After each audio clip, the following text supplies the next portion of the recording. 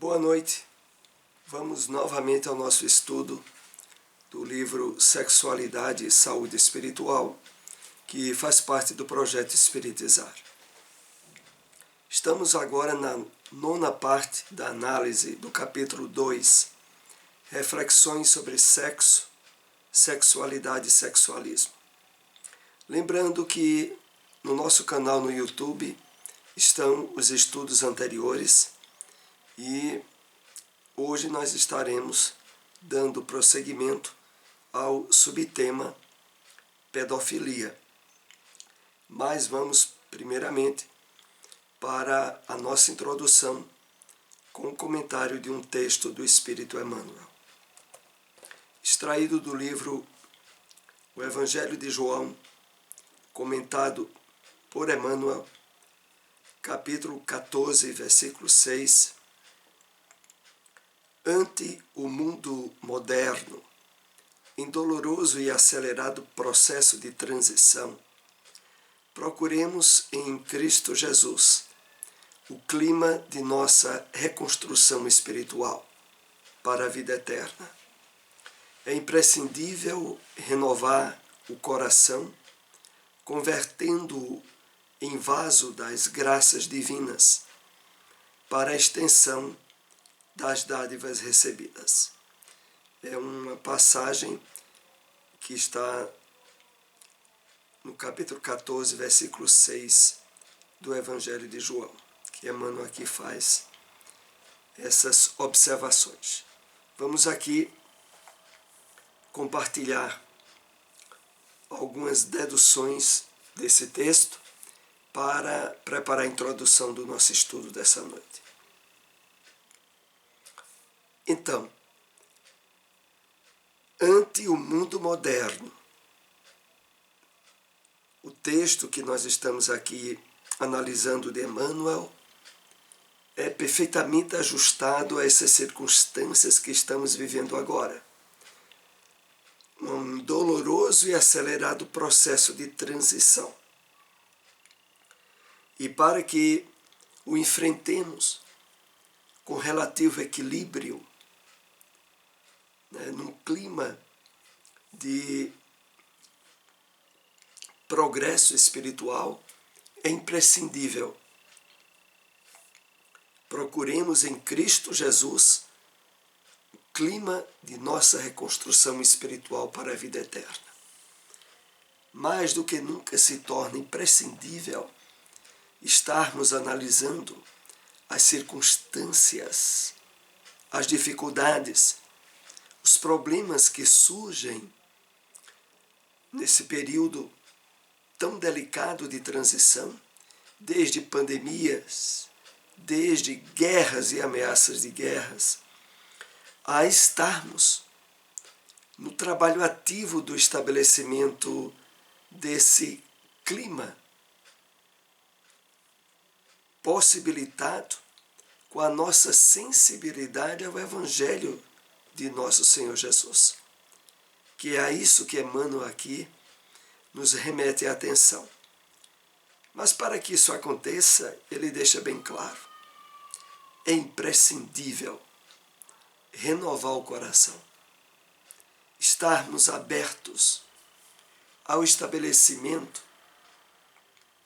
de novos valores que nos liguem de uma forma mais constante à espiritualidade benfeitora, aos espíritos do bem, que, sobretudo nesse período de transição, se empenham em ajudar e motivar o maior número possível de espíritos encarnados que se sensibilizem à proposta do Evangelho do Cristo.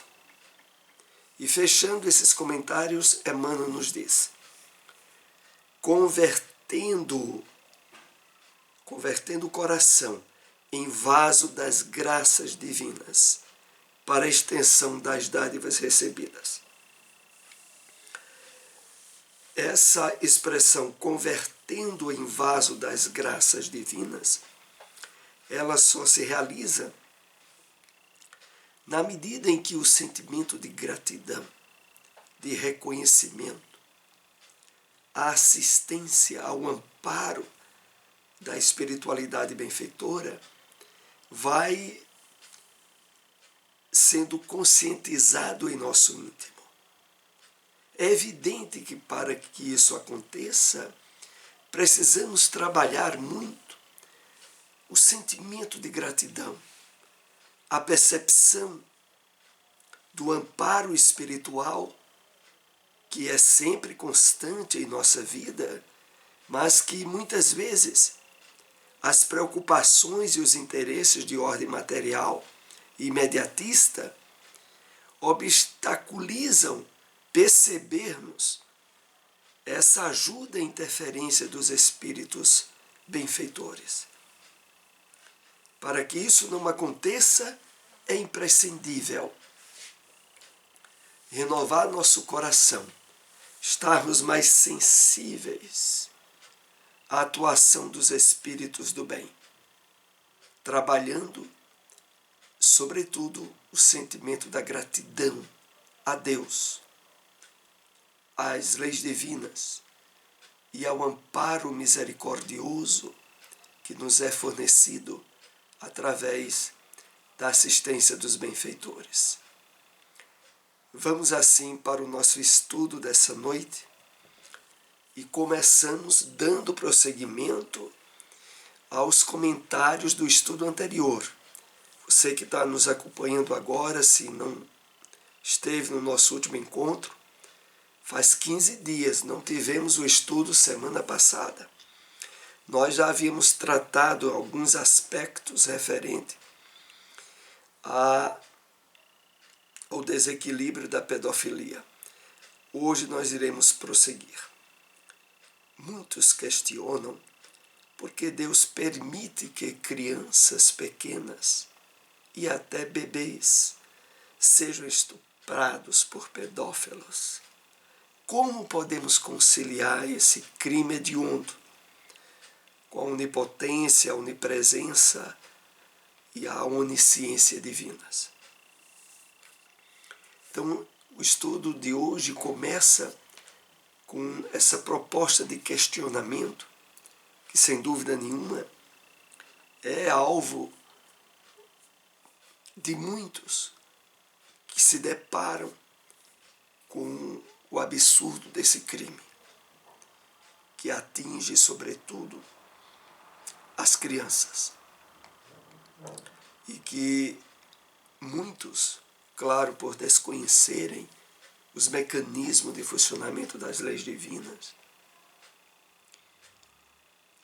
não entendem e acham um absurdo inexplicável que a bondade divina possibilite isso de acontecer. Vamos trabalhar a respeito disso nessa noite para ampliarmos o nosso conhecimento a respeito dessa temática.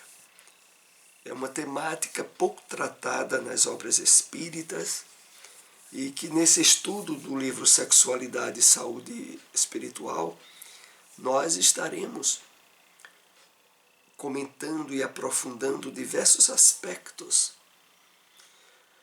dessas problemáticas associadas à sexualidade humana.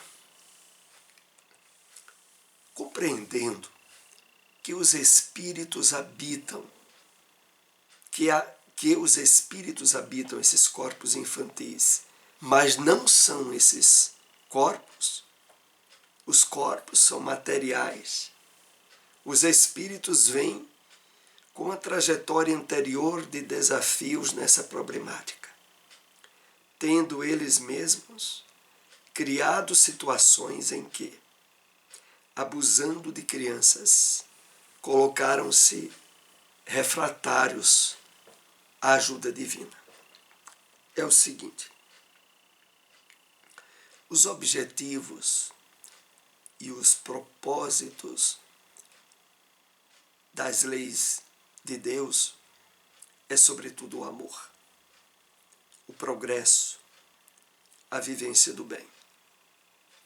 Evidentemente, o mau uso do livre-arbítrio fomenta desastres e crimes e erros terríveis por parte dos espíritos encarnados. sobretudo. A questão é que o perdão e a misericórdia do Pai é sempre presente e sempre constante. A questão toda se problematiza mais quando o espírito erra e, em vez de se abrir ao perdão, em vez de se abrir à resignação face os seus erros, ele intensifica-os. E é isso que nós iremos ver nos diversos slides que serão comentados nessa noite. E como é que isso evidencia o esclarecimento da pergunta que foi iniciado o programa de hoje. Como ainda não se prontificou a reparar, o psiquismo emite ondas da sede de justiça, da vontade de se justificar perante os atos transados. Isso acaba por atrair outros espíritos na mesma faixa de sintonia, ou seja, de tendências desequilibradas. Nós havíamos comentado aqui no último encontro de que na grande maioria daqueles que cometem o crime da pedofilia foram vítimas de abusos sexuais na sua infância. Na presente encarnação, na maioria das vezes. E o absurdo de tudo é que aquilo que foi tão doloroso para ele e que não aconteceu por acaso, não abra as portas para o perdão e a superação da problemática e faça com que aquele espírito que já esteve trilhando uma prova difícil e certamente de resgate na sua infância, venha se tornar um criminoso daquilo que a princípio ele foi a primeira vítima. Então, essas ocorrências de modo nenhum se dão por acaso. Não é que a lei divina precise de ninguém para se tornar algoz e justiceiro. As leis divinas encontrariam meios. Não precisaria o homem se tornar um criminoso. Mas, infelizmente, é isso que acontece na pedofilia. O pedófilo, ele é o criminoso que foi vítima desse tipo de crime na infância dele. Na grande maioria das vezes. A providência divina oferece todos os recursos para auxiliar esses espíritos.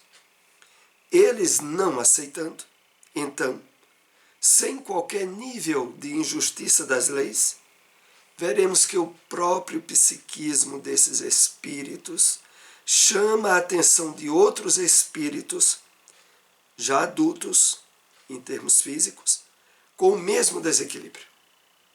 Vamos entender aqui um pouco o esclarecimento que o livro coloca em outras palavras. Se dá assim: o espírito reencarnou, cometeu crimes associados à pedofilia em sua vida anterior. Mas nos propósitos da presente reencarnação desse espírito, ele não se abriu, não se positivou a um trabalho de renovação e de superação daquele erro, daquela problemática do passado encarnatório dele. Resultado: por um mecanismo de autoculpa e de tentar sofrer aquilo que fez outros sofrerem em encarnação anterior, ele desde pequeno, desde a infância, fica emitindo um nível de magnetismo associado ao seu psiquismo, querendo sofrer aquilo que fez os outros sofrerem. e aí cruza o caminho justamente com outros espíritos encarnados que estão na frequência do desequilíbrio da pedofilia. Então, vejamos bem aqui, voltando ao texto. Veremos que o próprio psiquismo desses espíritos chama a atenção de outros espíritos já adultos aqui entendamos, que estão na faixa etária, na idade adulta, como encarnados, com o mesmo desequilíbrio. Então, é aquela história de juntar a fome com a vontade de comer. Aquela criança que vai ser vítima da pedofilia é um ex-pedófilo que vibra na área do sofrimento. Em vez de ter reencarnado num propósito de redenção e de superação do que houve atrás, numa nova linha de conduta, ele renuncia a propósitos de progresso das leis divinas e deseja sofrer o que fez outros sofrerem. E nesse desejo, o seu psiquismo atrai para seu caminho pessoas pedófilas, com tendências à pedofilia.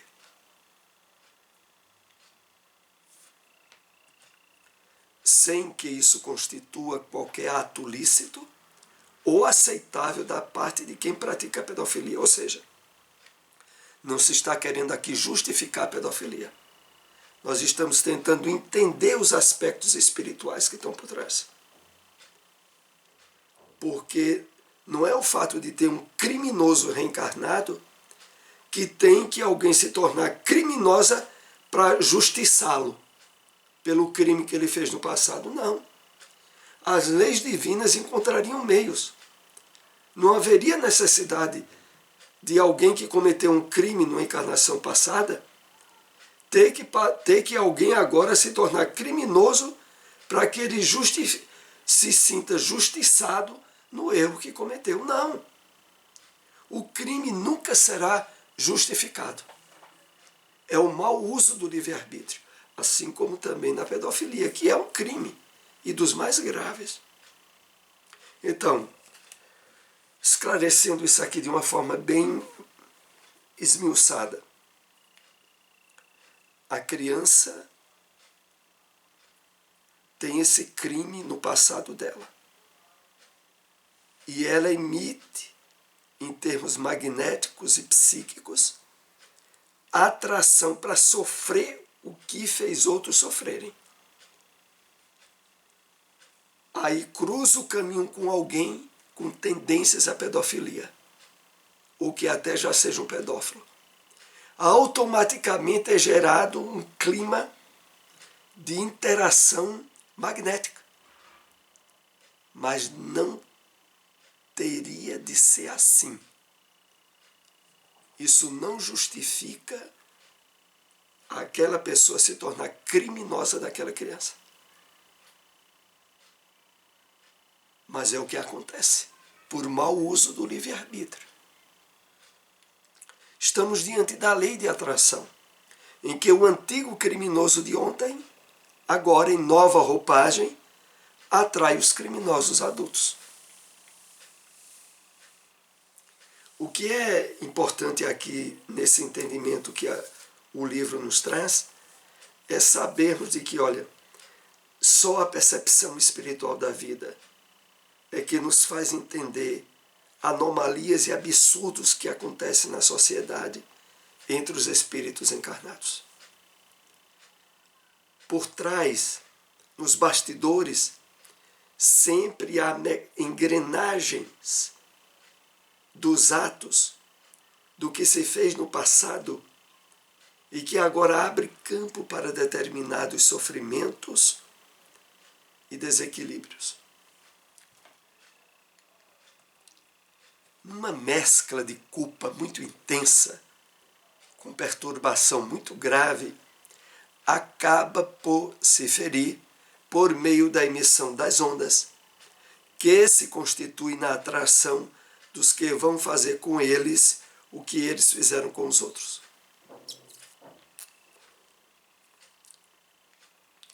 Como vimos logo no início do comentário desses slides, não é porque o corpo é de uma criança, não é até porque o corpo é de um bebê, que ali tem um espírito que não traz um passado reencarnatório e que é um espírito velho, temporariamente se apresentando no corpo da criança. E é esse fato de trazer um passado de erros nessa área que abre os campos de possibilidade para que, mesmo estando ainda como criança, aquele espírito venha passar pelo que fez outros passarem.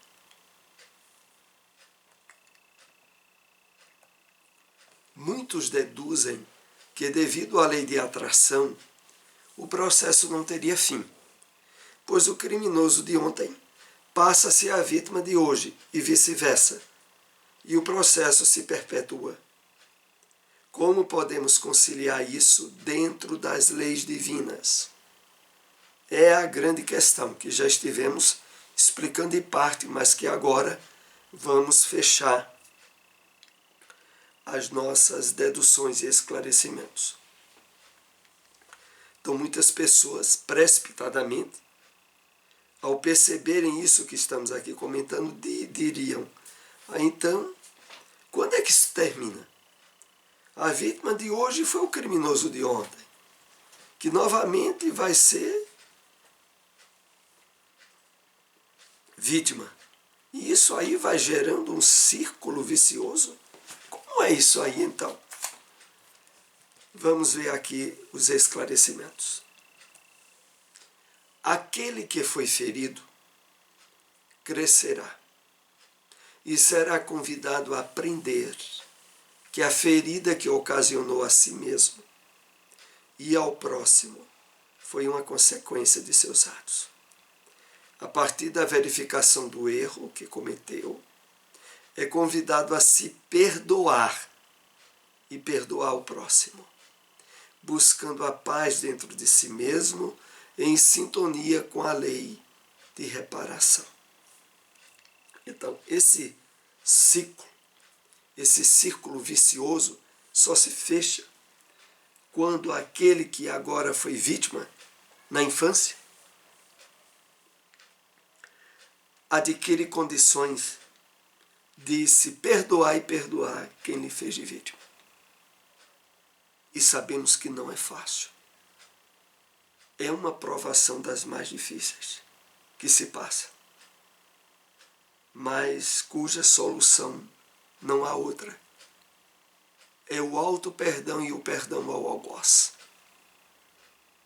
Claro que o conhecimento espírita ajuda muito, conhecimento da reencarnação. Porque fora desse conhecimento,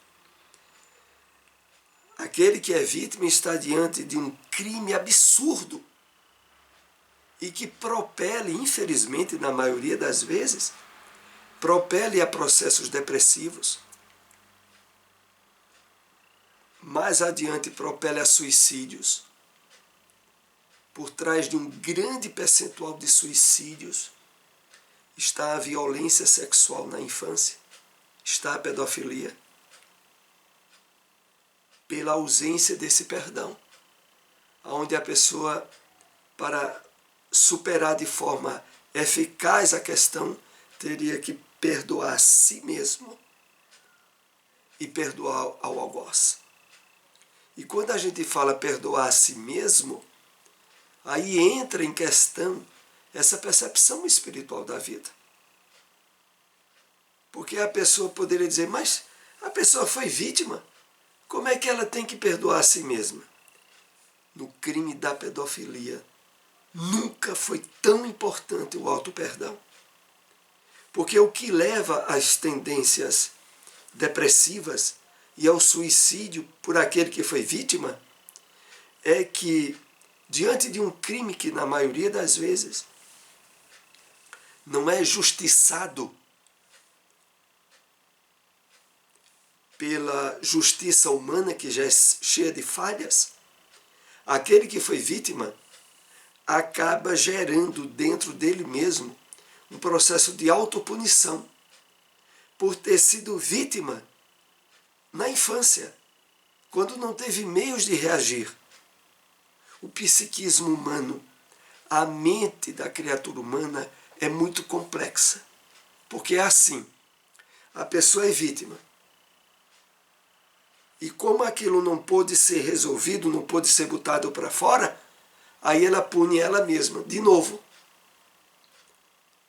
Ela teve a punição quando sofreu a violência ou o abuso, e como o abusador não pagou pelo que fez, aí a pessoa se revolta contra si mesmo e entra em processos depressivos e muitas vezes é um suicídio.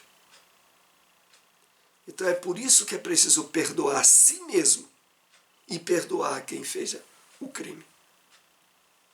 Para a partir daí quebrar esse círculo de vítima e criminoso, de ser vítima e de ser criminoso.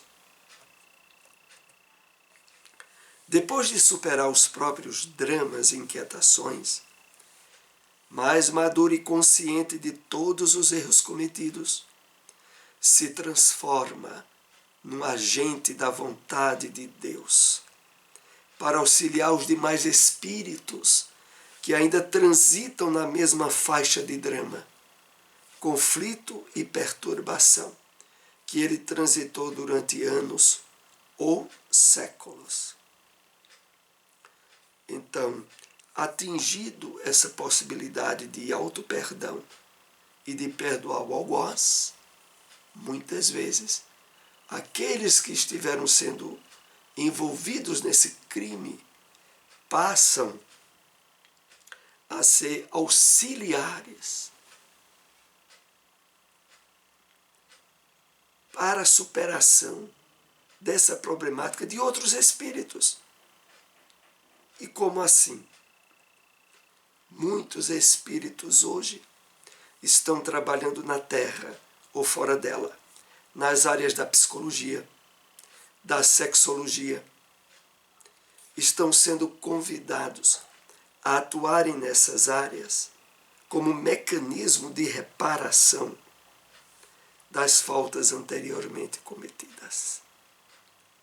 Então, nós veremos por trás de muitos que se dedicam de forma abnegada a ajudar outros na superação desse terrível crime da pedofilia, a forma proposta pelas leis de amor e misericórdia de Deus para que o problema pare de vez. Olha, essa temática relativa à pedofilia, nós ainda iremos prosseguir no próximo estudo. Esse capítulo, que é o capítulo 2 do livro, que aqui voltamos a indicar aqueles que possam adquirir a obra, a leitura de todo o livro. Esse livro Sexualidade e Saúde Espiritual, nós temos na livraria do Bezerra de Menezes aqui em Caruaru, mas você, de qualquer lugar do Brasil, pode comprar o livro diretamente da editora Espiritizar, que é a fomentadora desta obra. Agradecemos a todos que nos acompanharam. Se possível, compartilhem essas informações. Até o nosso próximo estudo. Uma boa noite.